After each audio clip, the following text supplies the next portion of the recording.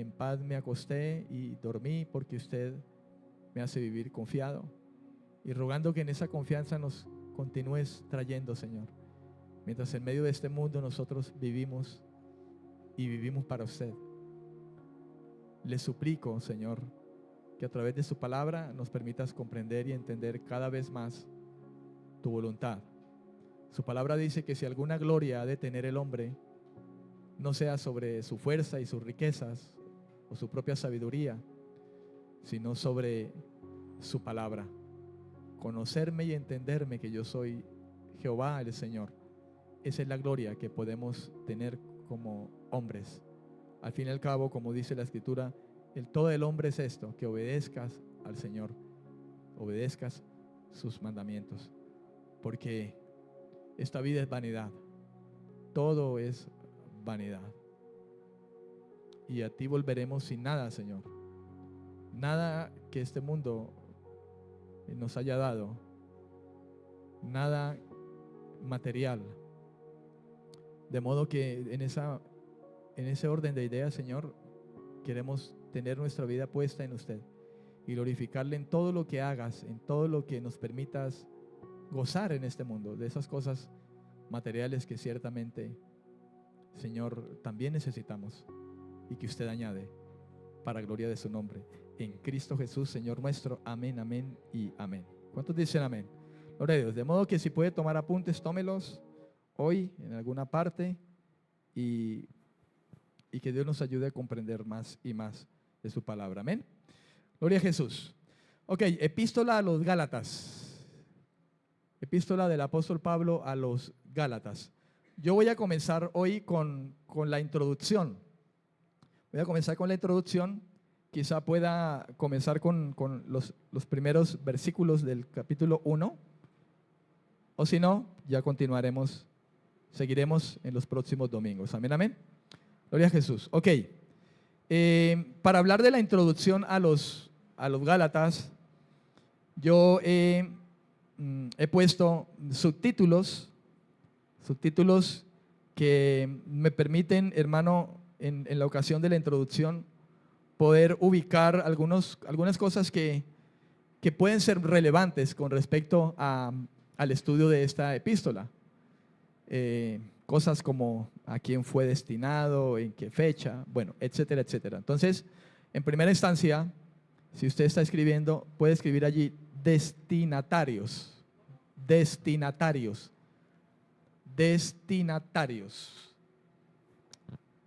Ok. Hermano, la epístola a los Gálatas es una preciosa fuente de información acerca de los primeros pasos del evangelio en Galacia. Como bien la carta se llama a los Gálatas, esta epístola a los Gálatas es una preciosa fuente de información. ¿Información para quién? Para los hijos de Dios, para nosotros. En el debido momento fue una preciosa fuente de información para los creyentes que estaban allí, por aquello que estaba sucediendo. Cuando Pablo, hermano, inspirado por el Espíritu de Dios, después de haber predicado el evangelio en muchos lugares, se vio impulsado a escribir cartas, entre ellas la de los Gálatas, a diferentes lugares donde él llevó el evangelio, la buena noticia. Había una buena razón, y para escribir a los Gálatas hubo una buena razón de parte de Dios en primera instancia, y que luego fue transmitida por el Espíritu de Dios a los Gálatas para que él pudiera llevar, hermano, una información importante frente a los eventos que la iglesia que estaba en Galacia estaba viviendo, estaba pasando. Había un peligro representativo. Pablo ya había estado allí y se había establecido una iglesia. Habían ancianos, líderes, pero fue necesario, y usted sabe que Dios conoce todas las cosas. Dios está guardando su iglesia donde quiera que esté, y Dios había visto esta situación. Pablo no estaba en el lugar, pero de alguna manera Dios, que se da cuenta de todas las cosas, hermano, inspira al apóstol Pablo, lo lleva en ese cuidado, porque Pablo, como apóstol y cualquier otro ministerio, pues está llamado a velar por la iglesia. Y Pablo había predicado el evangelio en alguna ocasión, y ahora el Espíritu de Dios, hermano, lo inspira, ¿verdad?, para que pudiera llevar esta fuente de información a esta iglesia que estaba en Galacia, que estaba viviendo sus primeros pasos en el evangelio relativamente. Gracias a esta carta sabemos de la actividad desplegada por Pablo en una zona que cubría gran parte del Asia Menor. Y desde el siglo I antes de Cristo estaba esta iglesia, esta provincia estaba anexada al Imperio Romano. Recuerden ustedes que en este tiempo el Imperio Romano reinaba en el mundo antiguo prácticamente. Y como decía ahora, Galacia se encontraba anexada al Imperio Romano con la categoría de ser una provincia romana. Eso creo que es importante que lo podamos saber de alguna manera, porque nos ubica en un contexto de a quién era dirigida esa carta, qué tipo de personas eran las que estaban allí de alguna manera.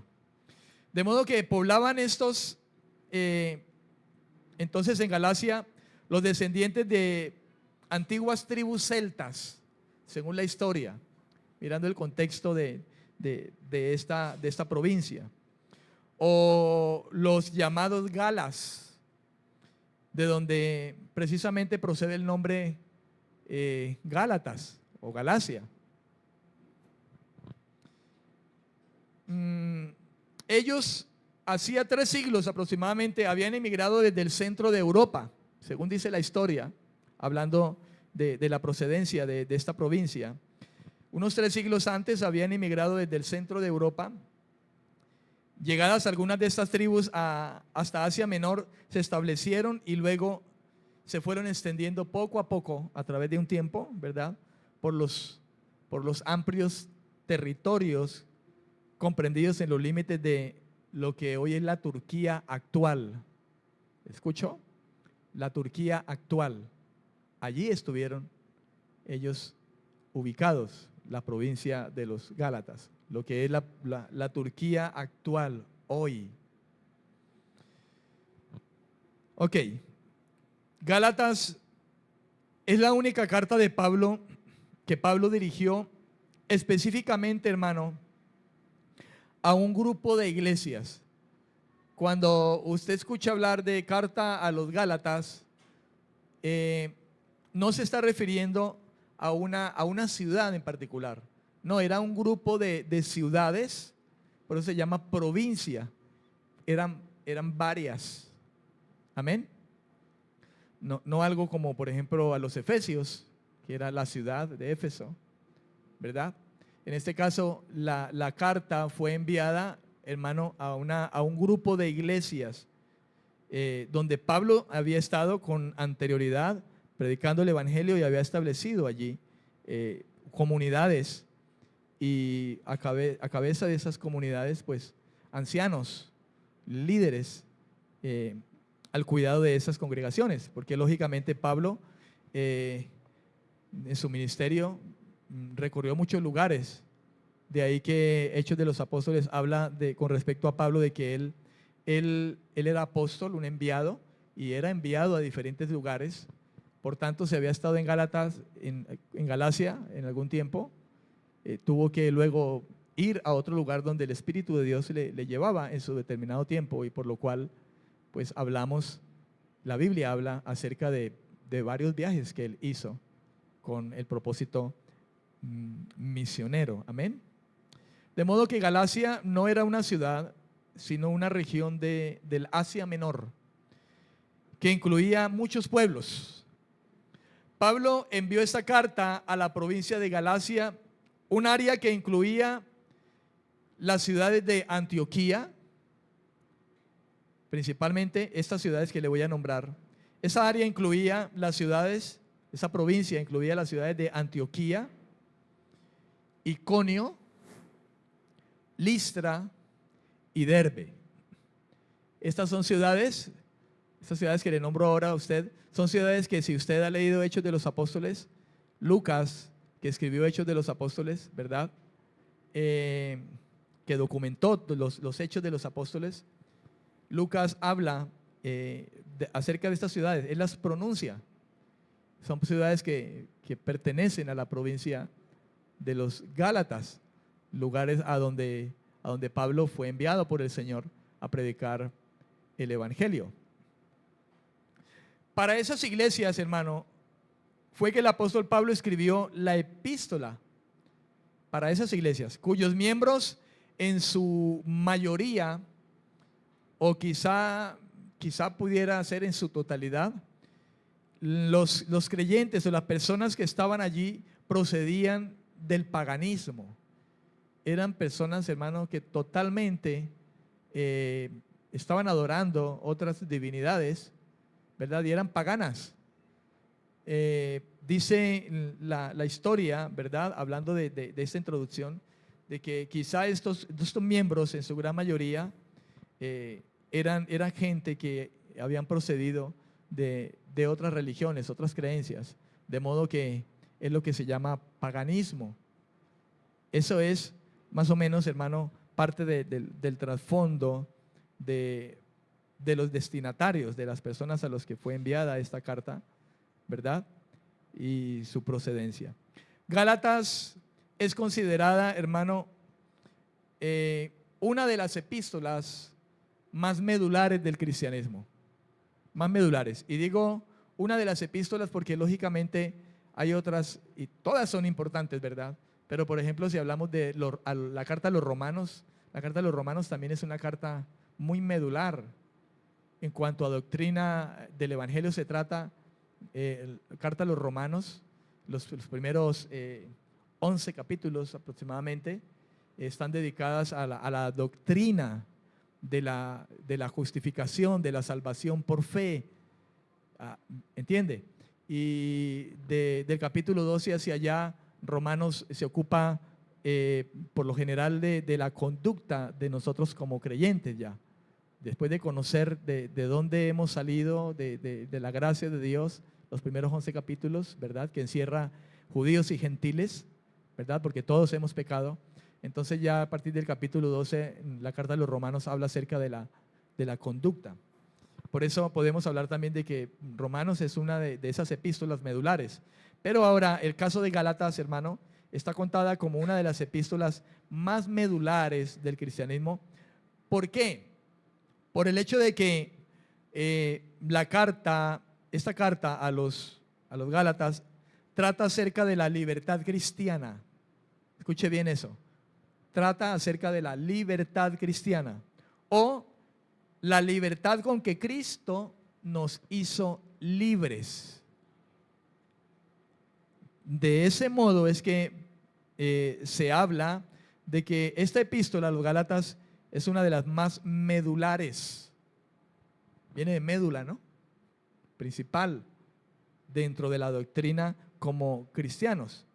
Entonces, es medular porque habla acerca de un asunto muy importante,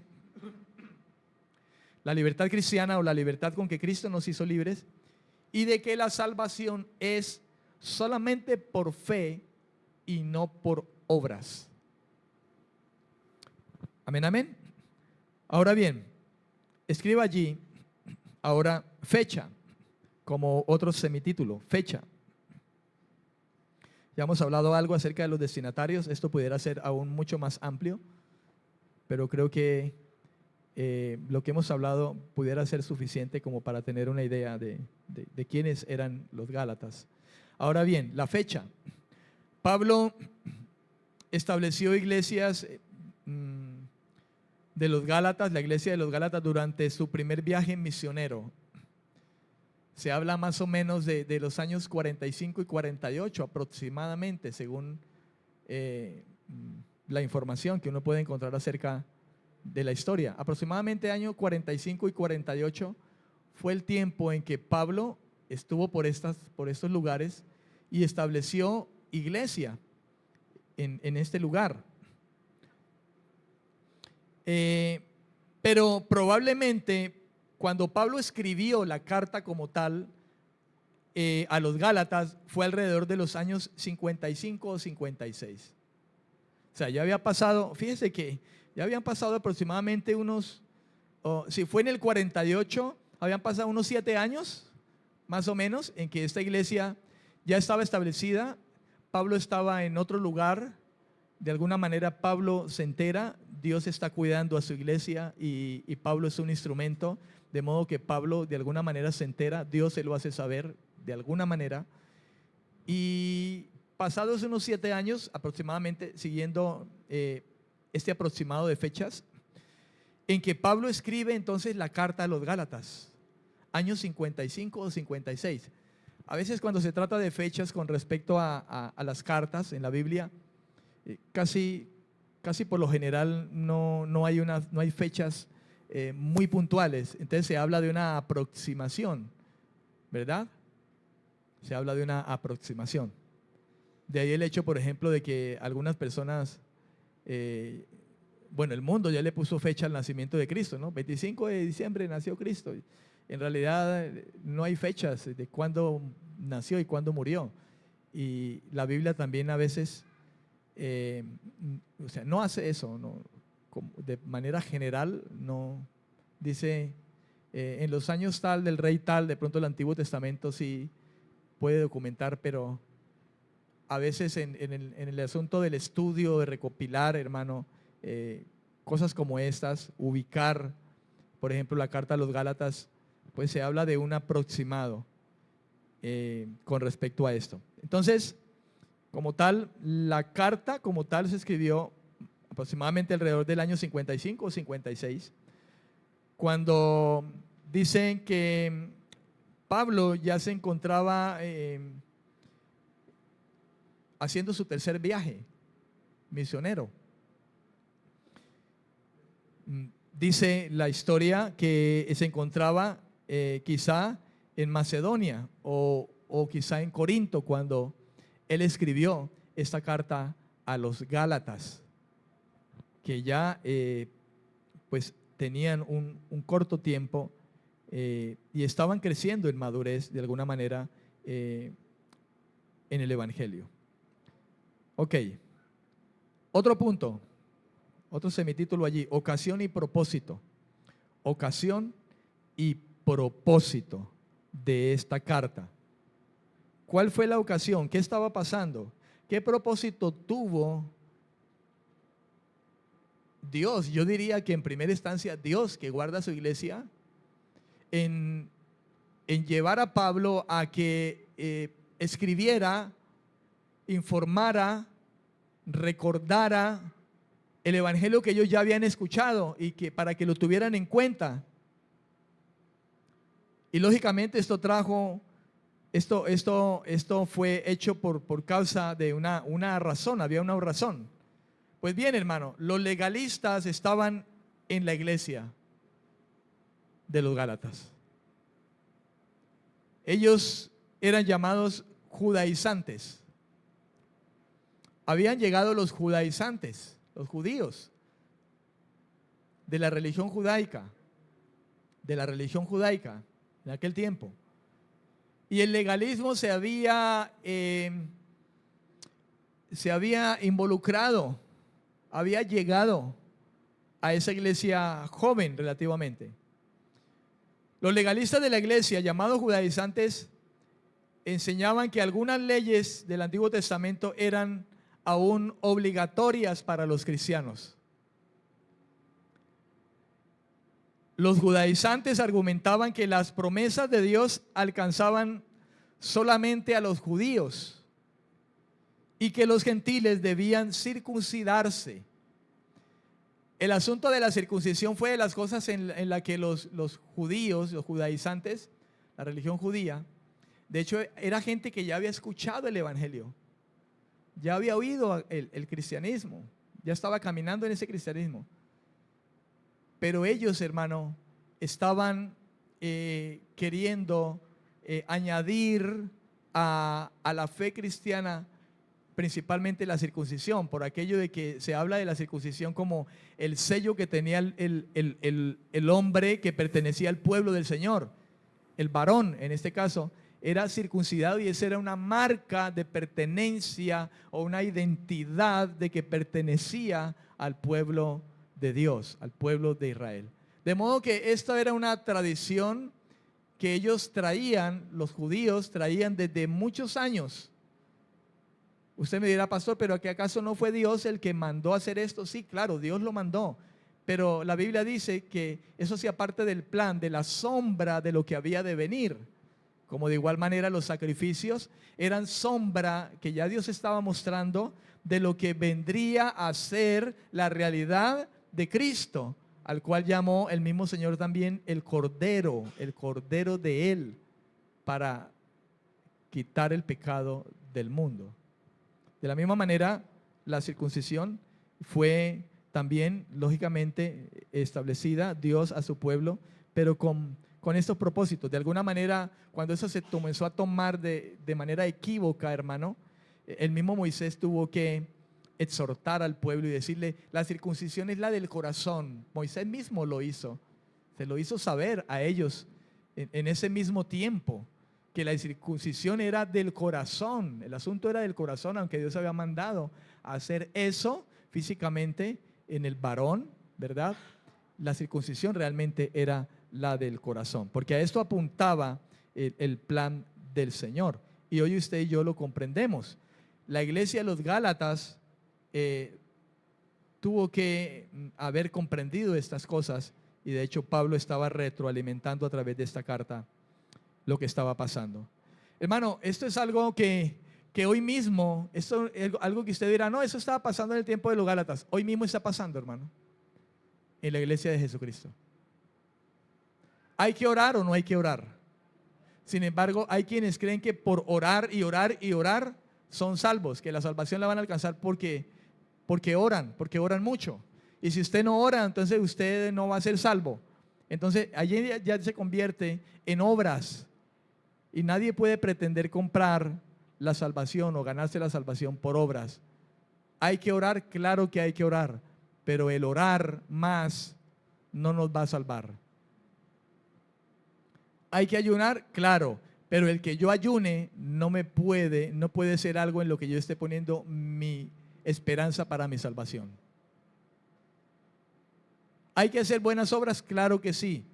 Dice la Biblia que una vez salvos, las obras son algo que ya Dios preparó de antemano para que andemos en ellas, pero no por obras, para que nadie se gloríe, pues la salvación es un don de Dios por medio de la fe, que es un don que también Dios nos da a través de su palabra, a través del Evangelio. De modo que, hermano, tenemos que orar, claro. Debemos ayunar, es bueno, claro que es bueno. Debemos congregarnos, obviamente. Dios nos dice que es necesario hacerlo y no dejarlo de hacer como algunos por costumbre tienen. Debemos servir al Señor, claro. Pero esas son cosas que no están, hermanos, diseñadas para que nosotros nos salvemos. Estos judaizantes decían que era necesario a la fe de Cristo, hermano, la circuncisión, porque si no nadie sería pueblo de Dios y mucho menos salvo. Amén, amén. Espero me comprenda y no crea que le estoy diciendo, no, ya no ore, ya no lea la Biblia. No, más bien arrepiéntase si usted está pensando de esa manera. Eso es como en el hecho del matrimonio, que nos casamos, ¿verdad? Una pareja se casa, se pone el anillo. El anillo no es tu compromiso. Y si se nos pierde el anillo, entonces no estoy casado. No, hermano. El anillo hace parte de algo que simbólico, ¿verdad? No estoy diciendo que la oración es simbólica, no, la oración es necesaria. Es parte de la comunión que tenemos con Dios. Pero es un ejemplo que te digo, estamos casados, se nos perdieron las argollas. Antes porque no tengo argolla ya no estoy casado. No. ¿Ves? Entonces como ya soy salvo, entonces no oro. No, hay que orar. Como ya soy salvo, entonces ¿para qué la Biblia? Como ya soy salvo, siempre salvo, entonces ¿para qué me santifico? Pues si abunda el pecado, sobreabunda la gracia, entonces pequemos. No. Lo que hay que tener claro, hermano, es que somos salvos por la fe, la confianza en Cristo. Y la confianza en Cristo es la que nos lleva a orar, a leer la palabra, a hacer buenas obras. Pero no son por las obras, no son por oraciones, no es porque leo la Biblia y me sé toda la Biblia que soy salvo, no, sino porque me arrepentí de corazón, porque la gracia me alcanzó y porque he llegado a confiar en Cristo. Eso es lo que los Gálatas debían entender y la iglesia de hoy debe entender. Usted y yo debemos de entender. No nos va a salvar el hecho de que somos usados por el Señor y tengo dones y hay milagros que suceden por mi vida porque oro, y cuando oro hay milagros. No vamos a ser salvos porque hacemos milagros. Porque predicamos el evangelio, no vamos a ser salvos porque predicamos a todo mundo. No. Vamos a ser salvos porque hemos llegado a la fe y la gracia del Señor nos ha alcanzado.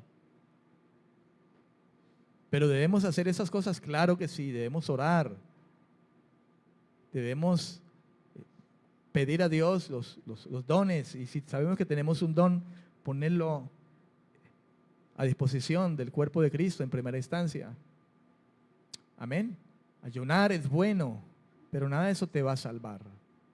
Y es lo que Pablo le ha enseñado, o a través de esta carta vamos a mirar, y los judaizantes estaban haciendo lo contrario. ¿Sabe?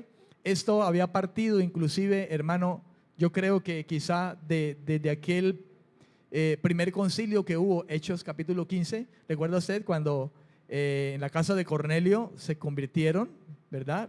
Los romanos, y Pedro fue enviado por el Señor a la casa de Cornelio, y Pedro abrió su boca y comenzó a predicar de Cristo. Y mientras estaba predicando de Cristo, el Espíritu de Dios descendió sobre aquellos y comenzaron a hablar en lenguas, porque así le plació al Señor. Quizá muchos allí no hablaron en lenguas, unos sí, otros no. Y eso en aquel tiempo fue una evidencia en el tiempo de Pentecostés, una evidencia principal. Amén. Y cuando se convierten estos, pues hay necesidad de hacer algo, porque bueno, ¿y ahora qué hacemos? Resulta que los judíos pensaban que el Espíritu Santo solamente era para ellos y que la salvación solamente era para ellos. Y ellos se gloriaban en la ley, pero ni siquiera la cumplían. Y cuando el Espíritu de Dios viene sobre paganos, sobre perros, ellos llamaban a los gentiles perros, y dicen, wow, Dios ha derramado su Espíritu sobre esos también, ¿qué vamos a hacer? Y hubo un concilio, y hubo una discusión, y hubo un grupo que discutía, ellos se tienen que circuncidar, ellos tienen que guardar la ley, ellos tienen que esto, y que aquello, y que allá. Y el Espíritu Santo, hermano, que estaba en todo el asunto, les dejó claros a ellos de que nada de esas cosas eran necesarias, que solamente la fe. Que si algo a ellos les pudieran decir que se apartaran era de fornicación y de comer sangre, de sacrificios y de comer sangre. Solamente esas cosas. Por lo demás, los gentiles iban a ser edificados en la doctrina, pues Dios ya tenía a hombres como Pablo, principalmente, para enviarlo a los gentiles, con la revelación del verdadero evangelio, con la luz de lo que en el Antiguo Testamento estaba haciendo sombra, y ahora el Señor estaba trayendo la luz, la realidad de esa sombra a un hombre, el apóstol Pablo, que fue en primera instancia enviado a los gentiles. Y de allí, lógicamente, el Señor levantó a muchos otros consiervos también que con Pablo estuvieron llevando el evangelio a muchos lugares. Ahí está Tito, está Timoteo, ¿verdad? Que también fueron llevados. Apolos, Bernabé, pero de manera principal Pablo enviado a los gentiles. Ok, Ellos argumentaban que las promesas de Dios alcanzaban solamente a los judíos y que los gentiles debían circuncidarse para poder experimentar, escuche esto, plenamente la salvación. Eso es lo que estaban haciendo esos hermanos, entre comillas. Pablo los llama falsos apóstoles, ¿verdad? Y esos estaban ahí en esa iglesia joven, llevando esa doctrina y habían turbado de alguna manera a los Gálatas. Escuche esto, dice...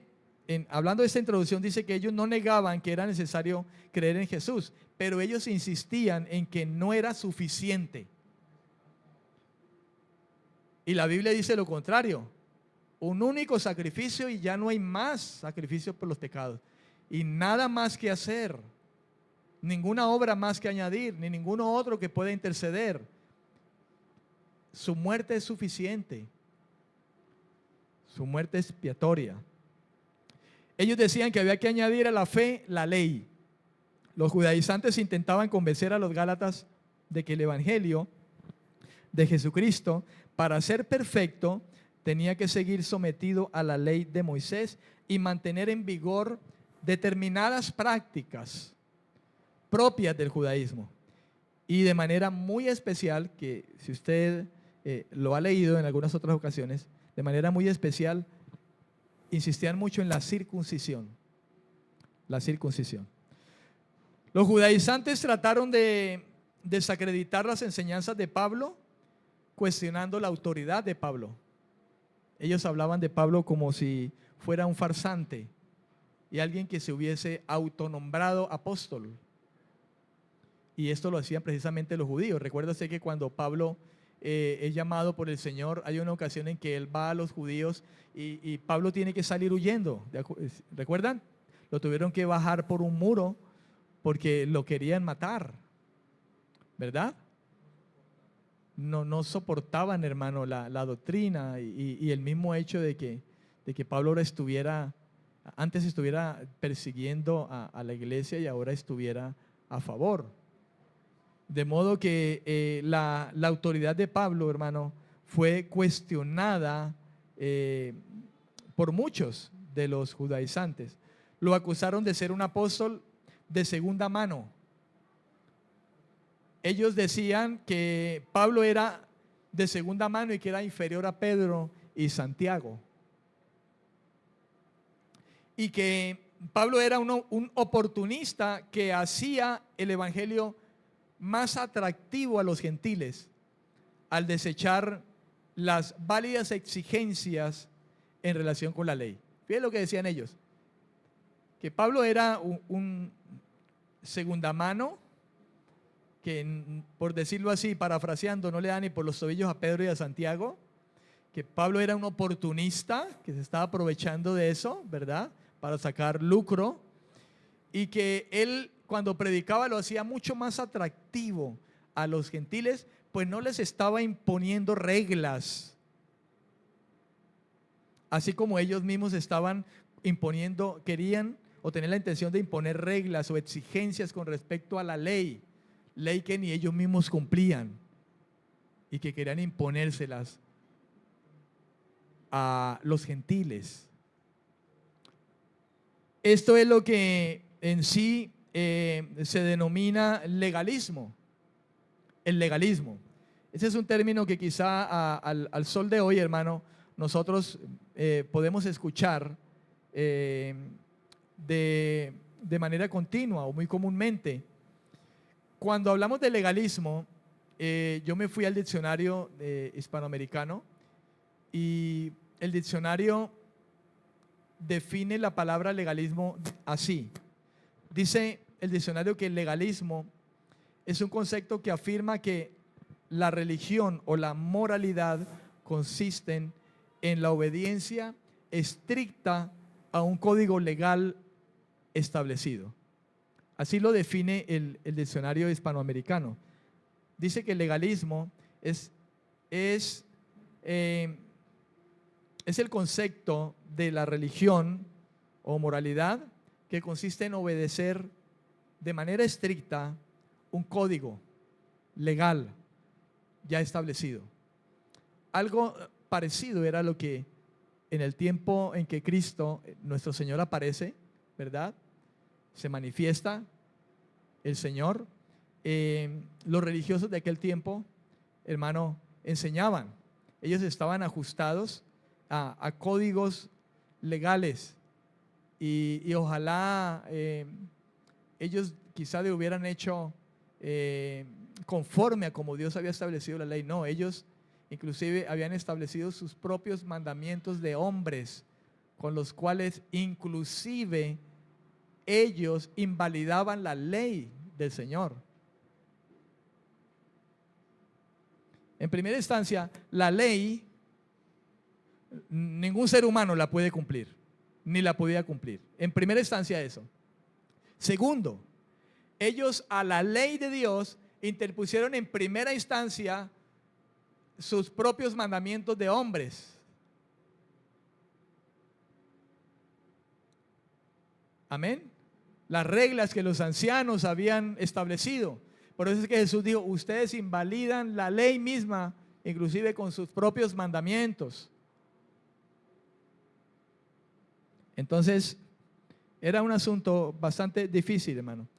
El término legalismo también se asocia teológicamente con la creencia de que la salvación es alcanzada por la observancia de asuntos morales externos de manera estricta, en contraposición a la gracia de Dios, la cual sostiene que la salvación es un regalo inmerecido del Señor. Eso es como la doctrina que a las mujeres le colocan velo y la falda larga y la blusa manga larga y cuello largo, pero tiene la lengua larga.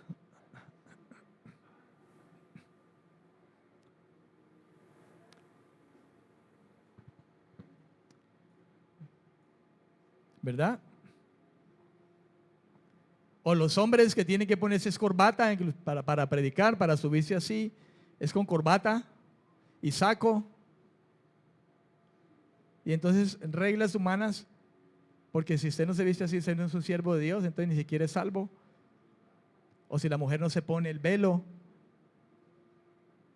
¿verdad? Y no se trata de eso, hermano.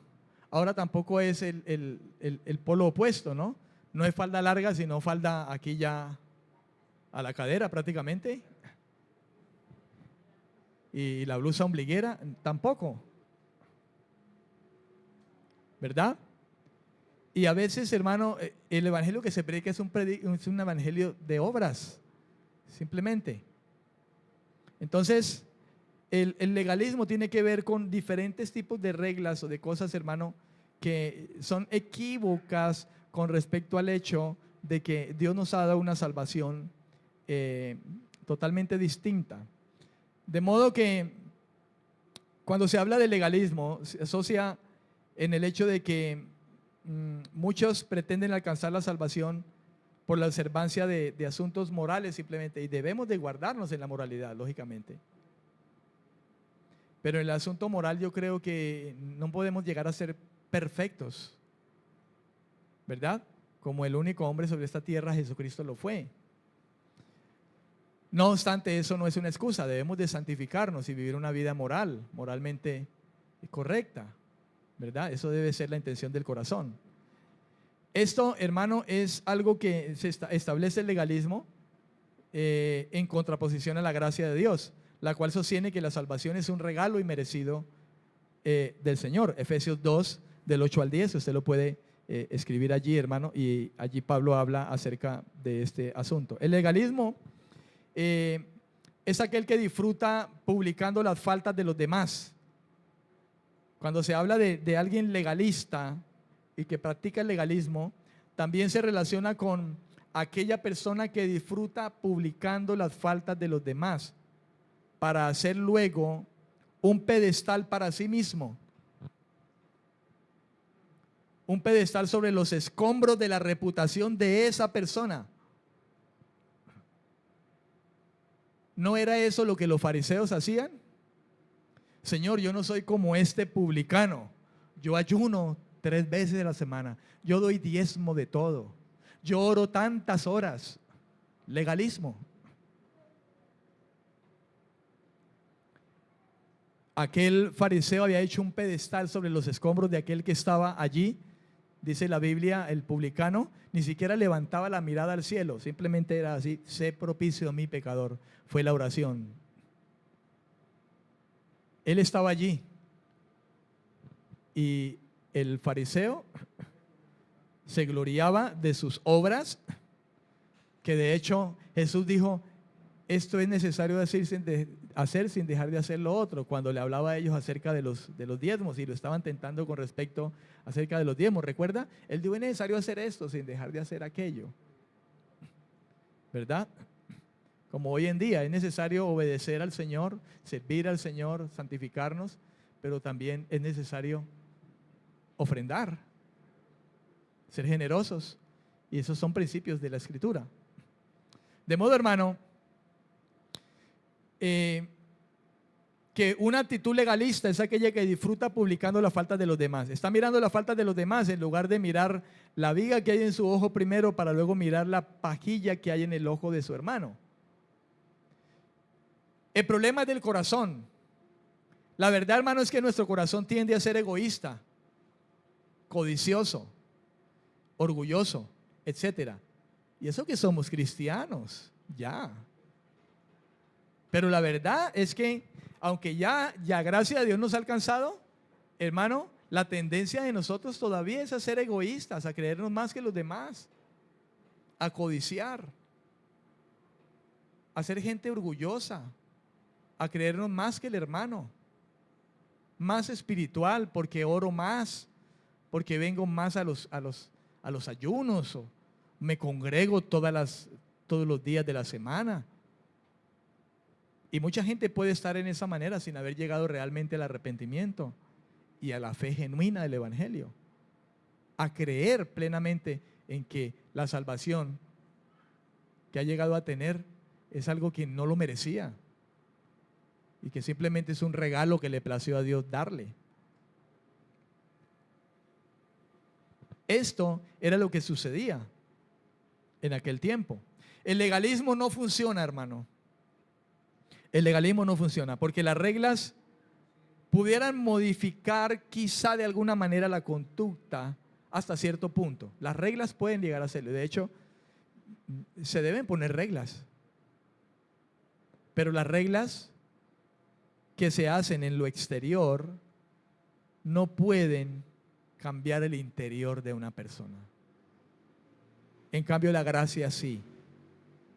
Cuando hay un arrepentimiento y una confianza plena en el Señor, Él viene a entrar en el corazón por medio de su Espíritu y desde dentro comienza a hacer la obra del Señor. Por eso dice: les pondré un nuevo corazón, escribiré mis leyes en su mente, porque las reglas no cambian la mente ni el corazón en esencia. Amén. Ok, otro semitítulo allí: contenido. Contenido de esta epístola a los Gálatas. Gálatas está dividida en secciones de 2 capítulos cada una, con contenido, escuche, contenido biográfico, contenido doctrinal y contenido práctico. Amén.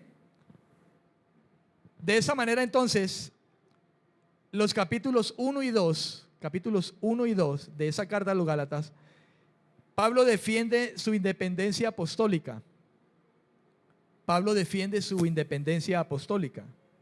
No con fines personales, sino para establecer el origen divino del Evangelio. O sea, en este sentido, Pablo no tiene ninguna intención, hermano, de gloriarse del título que tiene, el apóstol Pablo. Los falsos apóstoles que estaban manifestándose en esta iglesia sí tenían esa intención. Pero Pablo en esos 2 capítulos, hermanos, defiende su independencia como apóstol y deja claro que él no tiene ningún fin personal con lo que está haciendo con respecto al encargo que Dios mismo le ha dado. Ok, ahora bien, los capítulos 3 y 4 En los capítulos 3 y 4, Pablo presenta la sección doctrinal. Esos capítulos 3 y 4, entonces Pablo se ocupa de presentar a los Gálatas la sección doctrinal, exponiendo una serie de argumentos imperiosos e ilustraciones para probar la inferioridad de la ley al evangelio y establecer el verdadero propósito que el evangelio tiene. Fíjense que Pablo lo está haciendo a una iglesia ya, hermanos que ya llevaban, según las fechas que vimos, aproximadamente 7, 8 años, ¿verdad?, funcionando, pero que habían venido los judaizantes. Y entonces Pablo ahora, a través de esta carta, hermano, presenta la parte doctrinal, está exponiendo con argumentos de la misma palabra del Señor, porque él no argumenta de sus propios pensamientos, sino que él argumenta con las escrituras, hablando de los profetas, ¿verdad? Hablando de los salmos, hablando de Moisés mismo, ¿verdad? Para traer ahora la realidad del evangelio. Y entonces a través de esta doctrina muestra lo inferior de la ley con respecto al evangelio en el propósito salvífico. Los capítulos 5 y 6 representan la aplicación práctica de su doctrina y exhorta a los Gálatas para que hagan un uso apropiado de su libertad cristiana y no abusen de ella. Entonces aquí estos capítulos 5 y 6 nos van a dar luz, hermano, con respecto a lo que le decía ahora, ¿verdad? De que parte del legalismo es que creamos que vamos a ser salvos por orar o ayunar, y entonces con eso estemos gloriándonos, ¿verdad? Y colocando nuestra confianza en la salvación solamente en eso, sin quizá habernos convertido realmente, o quizá ya habiendo nacido de nuevo estemos equivocados o se nos esté torciendo el camino. Entonces, los Gálatas, la carta de los Gálatas habla de la libertad cristiana, pero libertad no es libertinaje. Como ya soy salvo, entonces ya ni oro, ni me santifico, ni me congrego, ni ayuno, ni leo la Biblia, pues ya soy salvo. Entonces ya esa libertad que supuestamente Dios me ha dado, lo quiero convertir en un libertinaje y equivoco la libertad con que Dios me ha libertado. De modo que en estos dos capítulos 5 y 6, Pablo da una claridad, hermano, de lo que significa libertad cristiana, y que no se llegue a malinterpretar y se llegue a abusar de esa libertad. En lugar de darles licencia para pecar, el evangelio provee, escuche, en lugar de dar licencia para pecar, lo que el evangelio hace es proveer los medios para alcanzar la rectitud que demanda la misma ley moral de Dios. Porque Cristo no vino a anular la ley y a tirarla a la basura. Cristo vino a cumplir la ley. Y cuando venimos a la gracia lo que hace es confirmar que la ley es buena y nos manda a que nosotros obedezcamos la ley. ¿Y qué es obedecer la ley? Honra a tu papá y tu mamá. No cojas el nombre de Dios en vano.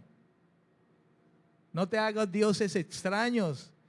Tu Dios es el Dios de la Biblia. No mientas, no engañes, no seduzcas. No mates a nadie. Quizá no lo hagas con un arma, pero puedes matar a tu hermano si lo tratas mal, con palabras soeces. No robes, no codicies a la mujer ajena, los bienes ajenos. Codiciar es de alguna manera envidiar al hermano. Todo eso hace parte de la ley, de lo moral, que el mismo evangelio nos prepara para que podamos llevar a cabo la moralidad de Dios a través de la ley. Que la obediencia no va a ser perfecta, alguna vez vamos a pecar, pero Jesucristo, el abogado, se ha sentado a la diestra del Padre, y si confesamos nuestros pecados, Él es fiel y justo en perdonar nuestros pecados, y cuando nos perdona dice: no lo vuelvas a hacer. Y si lo volvemos a hacer, pues vuelve y nos perdona. Y si ya lo cogemos de juego, pues entonces disciplina. Porque al que ama a Dios, disciplina a sus hijos. Amén. Otro título, hermano: aplicación personal. Aplicación personal. La misma perversión del evangelio que Pablo combate en esta epístola sigue apareciendo en nuestros días bajo distintos disfraces. Y usted y yo tenemos que ser entendidos, hermano, en el evangelio que hoy se está predicando. Porque hoy mismo está pasando lo mismo que los Gálatas. Hay muchos que están yendo a las iglesias, se recomiendan, entregan tarjetas. Pastor, ¿cómo está? Soy el evangelista fulano de tal, levanto muertos de 5 días, un día más que el Señor Jesús levantó y te pasan la tarjeta. A mí me pasaron tarjetas, hermano, recomendándose. Tengo un ministerio evangelístico, Dios hace milagros, Dios hace, mejor dicho, así me dijeron literalmente. Yo le dije, ve, qué bueno, hermano. Yo hasta ahora no he levantado un muerto. El único muerto levantado soy yo y me levantó fue el Señor. Me pasó de la muerte a vida. Pero hermano, hoy la misma perversión del evangelio que Pablo combate en esta epístola sigue apareciendo en nuestros días, disfrazada de evangelio y de ministerios reales que se muestran como ministerios reales. Como desafortunadamente hoy este evangelio se ha extendido tanto, hermano, el evangelio de la prosperidad y el evangelio de los dones simplemente, porque hay iglesias donde no hay saltos y la gente cae y hay milagros y sanidades y prodigios y señales, entonces ahí no está el Señor y esa gente no es de Dios. Jesús dijo a los apóstoles cuando llegaron gloriándose de que los demonios habían salido, le dijo, está bien, yo les di esa autoridad, ¿no se acuerdan que yo los mandé? Pero venga, Pedro, no se gloríe de eso. Gloríese de que su nombre está escrito en el libro de la vida. O sea que verdaderamente te vas a convertir, de que has nacido de nuevo. Porque los dones pasarán, los milagros, las profecías cesarán. Amén. ¿Para qué profecía? Ya con el Señor.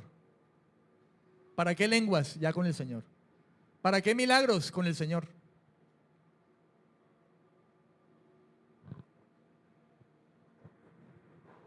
¿Ves? No estoy diciendo que los dones no. Ore a Dios por los dones y anhele los dones mejores. Anhélelos. Úsame, Señor. Utilízame para predicar el evangelio y úsame para sanar a alguien que esté enfermo, porque a los hijos de Dios los mueve la misericordia. ¿Cuánto quisiéramos nosotros que alguien que resulte con un cáncer, uno pudiera ir y decirle, mira, Dios te ama, arrepiéntete, le predique el evangelio y ore y Dios en su misericordia me use y sane a ese hombre o esa mujer que está consumiéndose por el cáncer?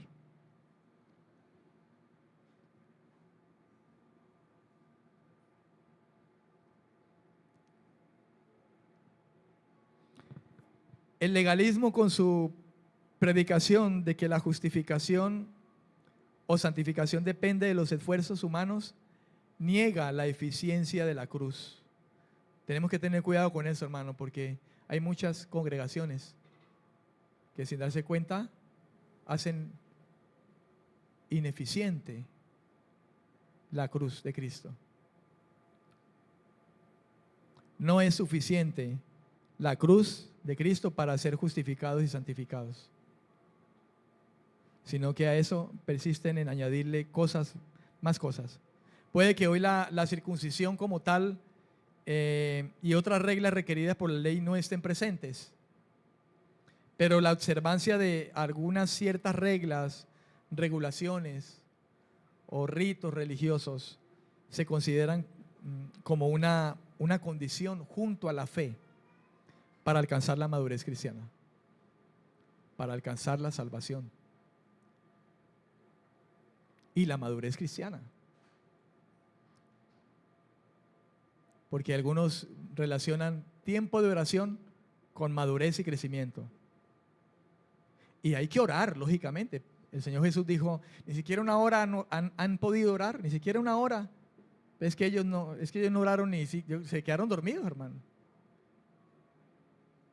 que ni siquiera fue que llegara el Señor y los encontrara despiertos, hablando ahí del mercado de mañana o algo. No, era durmiendo literalmente. ¿Hay que orar? Claro que hay que orar. Pero ¿de qué nos vale multiplicar la oración si no tenemos una verdadera vivencia de Dios? Como Isaías capítulo 1 dice, ustedes podrán multiplicar la oración. Sus cultos, sus reuniones largas me molestan, sus canciones me molestan. Más bien arrepiéntanse. Y entonces sus pecados serán limpiados, serán como la blanca lana. Amén. Gálatas denuncia abiertamente los peligros del legalismo y establece la esencia verdadera de la fe como único requisito de la salvación. Fe. Es que usted me dirá, ay pastor, solamente fe, pero es que hay que orar. Hermano, es que cuando alguien tiene fe, verdadera fe en Cristo, llega a ser todo lo que le agrada a Dios. Porque fe significa confianza total en Dios. Entonces, si tiene confianza total en Dios, entonces es alguien que va a orar, se va a congregar, va a estudiar las Escrituras, va a escudriñar, va a vivir las Escrituras, va a vivir en amor, va a tener misericordia, va a perdonar. Si alguien tiene fe genuina en Dios, el día que llegue a pecar, el hecho de tener confianza en Dios lo va a hacer que se tire de rodillas al suelo y le diga, perdóneme Dios, pequé. No quiero fallarte más.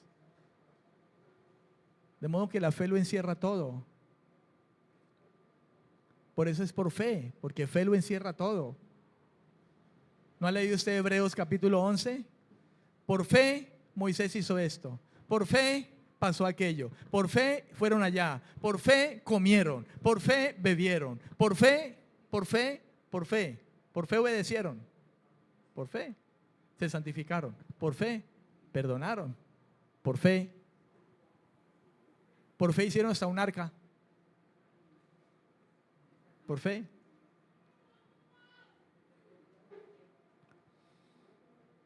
La epístola se convirtió en una de las cartas magnas de la libertad espiritual para todos los tiempos. Otro semitítulo, Cristo revelado. Cristo revelado. Pablo enseña que Jesús coloca a todos los que en Él creen y confían en una posición de libertad. Si el Hijo os libertare, seréis verdaderamente libres, dice el Evangelio según San Juan. De modo que Pablo en esta carta, hermano, dice que los que creen son puestos en una posición de libertad, librándole de las ataduras del legalismo y del libertinaje. Del legalismo y del libertinaje. Usted sabe que hay ahora mismo religiones, hermano, donde se dice que Cristo sí murió por nuestros pecados, pero que usted tiene que añadirle a eso, obedecer aquí, obedecer allá, obedezca a esto. Y que además póngale velas acá y ponga velas aquí.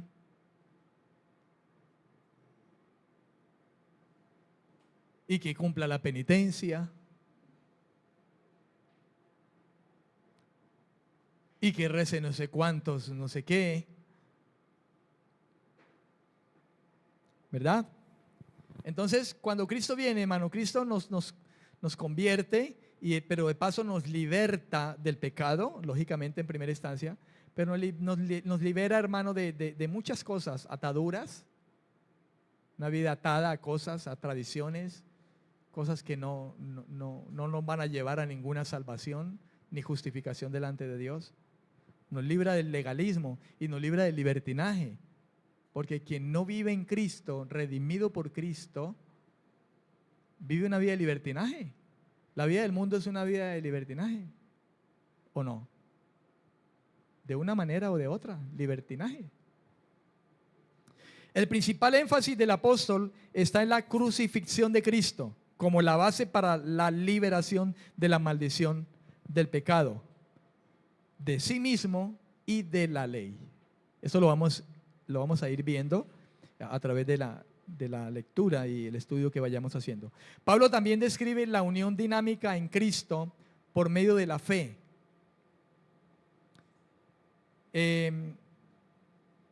Representada de forma visible en el bautismo. Pablo habla acerca de eso, y eso lo iremos mirando a través del desarrollo del estudio. Describe la unión dinámica en Cristo por medio de la fe, representada de forma visible en el bautismo. Representada, el bautismo no nos salva, el bautismo en aguas no nos salva, pero eso lo vamos a ir mirando. Una representación de forma visible en el bautismo que relaciona a todos los creyentes entre sí como hermanos y hermanas. Sobre la persona de Cristo, Pablo declara tanto su divinidad como su humanidad. Pablo resalta que la sustancia del Evangelio es Jesús, quien se reveló personalmente a Pablo en algún momento de su vida. Otro título ahí usted puede colocarlo: el Espíritu Santo en acción, a través de la carta a los Gálatas. El Espíritu Santo en acción. Los judaizantes estaban equivocados sobre el significado de la santificación y la justificación.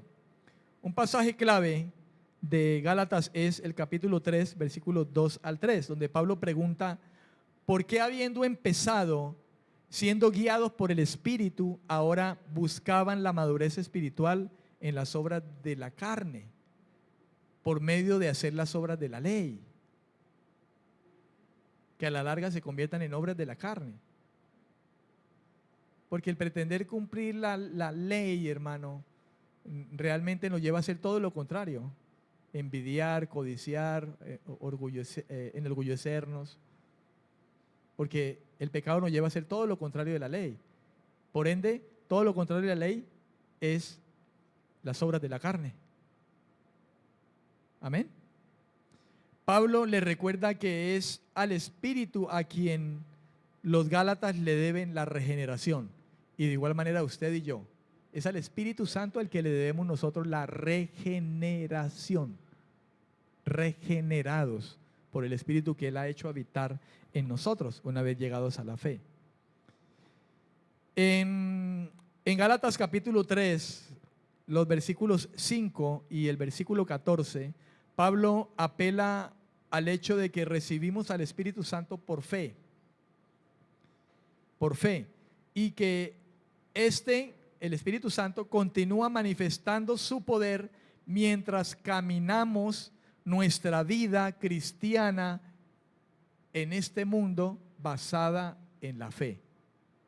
O sea, una vez venido el Espíritu Santo, Él continúa manifestándose con su poder en nosotros. Ahora entienda esto: a veces cuando hablamos de poder, relacionamos el poder del Espíritu Santo simplemente con manifestaciones de dones en mi vida. Y hablar del poder del Espíritu Santo en primera instancia es el poder que Él tiene para regenerarnos adentro.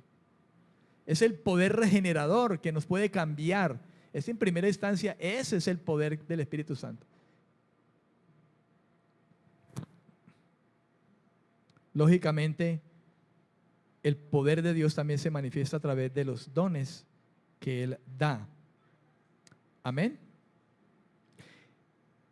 El Espíritu Santo mora en nosotros, el que mora en nosotros, y que cuando nos sometemos a su control y andamos en Él, Él puede ponernos en condición de hacer morir la carne.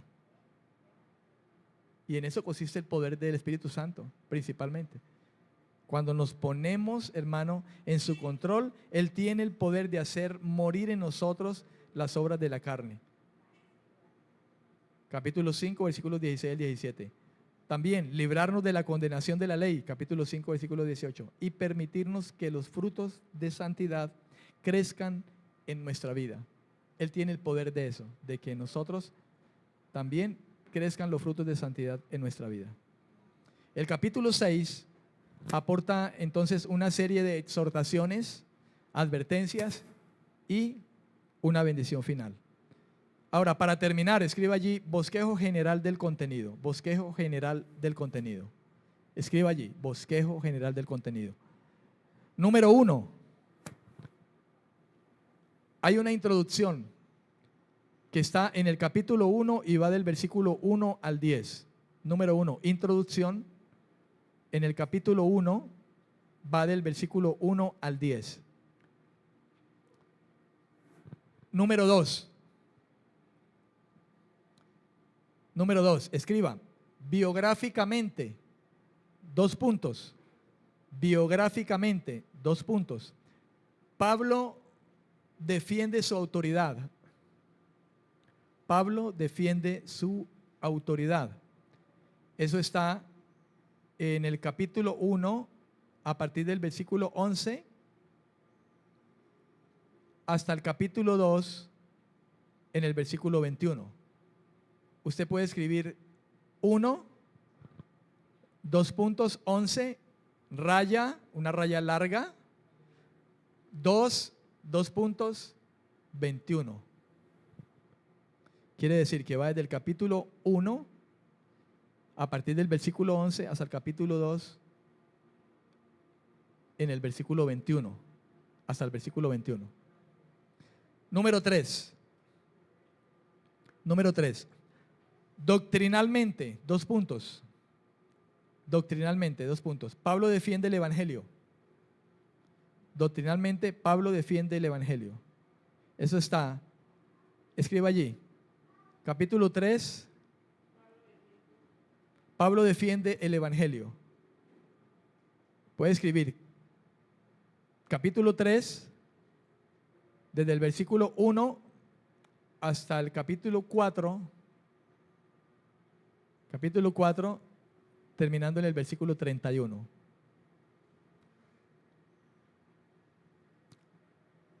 Amén. Número 4. Prácticamente, 2 puntos. Prácticamente, 2 puntos. Prácticamente, 2 puntos. Pablo exhorta a los creyentes. Pablo exhorta a los creyentes. Eso va desde el capítulo 5, comenzando desde el versículo 1, capítulo 5 desde el versículo 1 hasta el capítulo 6, terminando en el versículo 10. Vuelvo y repito, prácticamente, 2 puntos, Pablo exhorta a los creyentes desde el capítulo 5, comenzando desde el versículo 1 hasta el capítulo 6, terminando en el versículo 10. Y número 5, conclusiones. Conclusiones de Pablo. Esas conclusiones de Pablo están en el capítulo 6 y van desde el versículo 10, desde el versículo 11 al 18. Conclusiones de Pablo, capítulo 6, desde el versículo 11 hasta el versículo 18. Amén. Próxima semana, con el favor de Dios, comenzaremos entonces ya a entrar en materia. Amén. Póngase pie, hermano, en esta mañana. Amén. Padre, gracias. Gracias por permitirnos, Señor, conocer estas cosas. Estas cosas que quizás, Señor, puedan sonar no muy importantes, pero realmente tienen alguna relevancia y nos ayuda a ubicarnos, Señor, en las cosas que en torno a las palabras que usted envió a esta iglesia, Señor, nos pueda a nosotros también ubicar, Señor, en muchas cosas. Le ruego, por favor, Señor, en el nombre de Jesucristo, que tu gracia sea derramada de manera tan especial sobre nosotros, que ahora que vamos a tomar, Señor, las Escrituras de esta manera, usted, Señor, pueda traer luz al corazón de cada uno de los que estamos aquí y podamos comprender y entender las palabras que usted llevó, Señor, a esta iglesia, a estas iglesias de aquel tiempo, palabras que aún siguen vigentes frente a nuestros ojos y de las cuales debemos alimentarnos, Señor, para sobre edificar sobre el fundamento que ya nos has puesto. Esto es Cristo, la roca de nuestra salvación. En Cristo Jesús, Señor nuestro. Amén, amén y amén.